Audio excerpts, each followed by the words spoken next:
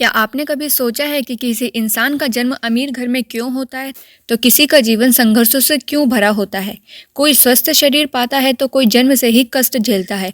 गरुड़ पुराण में कहा गया है, जैसा कर्म वैसा जन्म। हमारे पिछले जन्म के कर्म ही हमारे इस जन्म का आधार बनते हैं। आज की इस वीडियो में हम गरुड़ पुराण के अनुसार जानेंगे कि कौन से कर्म इंसान को किस प्रकार का जन्म दिलाते हैं, कैसे हम अपने भविष्य के जन्म को बेहतर बना सकते हैं।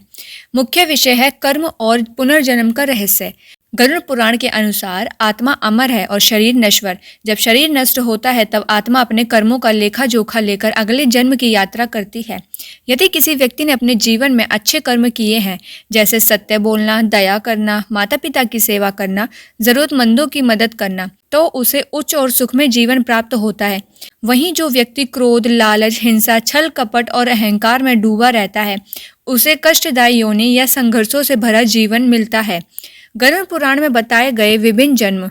गरुड़ पुराण में उल्लेख है कि अत्यधिक पाप करने वाले व्यक्ति को पशु, पक्षी या कीट पतंग की योनि मिल सकती है। जो लोग दूसरों को धोखा देते हैं, उनका शोषण करते हैं या किसी का हक मारते हैं, उन्हें ऐसे जन्म मिलते हैं जहां वे स्वयं पीड़ा और अपमान सहते हैं। वहीं जो लोग आध्यात्मिक मार्ग पर चलते हैं, ब्राह्मण, साधु या पुण्य आत्मा के रूप में जन्म पाते हैं। यह सब किसी दंड के लिए नहीं बल्कि आत्मा को सुधारने के लिए होता है। इस जन्म का महत्व गरुड़ पुराण स्पष्ट करता है कि मानव जन्म सबसे दुर्लभ और मूल्यवान है। यही वह जन्म है जिसमें इंसान अपने कर्म सुधार सकता है।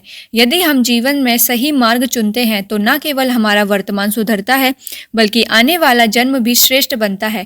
इसलिए हर कर्म सोच समझकर करना चाहिए, क्योंकि कोई भी कर्म नष्ट नहीं होता। हर कर्म का फल निश्चित है। संदेश और सीख। हमें किसी के दुख का कारण नहीं बनना चाहिए बल्कि किसी के जीवन में सुख का माध्यम बनना चाहिए। सत्य, अहिंसा, करुणा और सेवा, यही ऐसे कर्म हैं जो आत्मा को ऊंचा उठाते हैं। गरुड़ पुराण यही सिखाता है कि भगवान कहीं बाहर नहीं बल्कि हमारे कर्मों में बसते हैं। अगर आपको यह जानकारी उपयोगी लगी हो तो वीडियो को लाइक करें, अपने दोस्तों और परिवार के साथ शेयर करें, ताकि वे भी कर्म और जीवन का यह गहरा रहस्य समझ सकें। ऐसे ही आध्यात्मिक और ज्ञानवर्धक कहानियों के लिए चैनल को सब्सक्राइब करें। और आप कर्म और पुनर्जन्म के बारे में क्या सोचते हैं?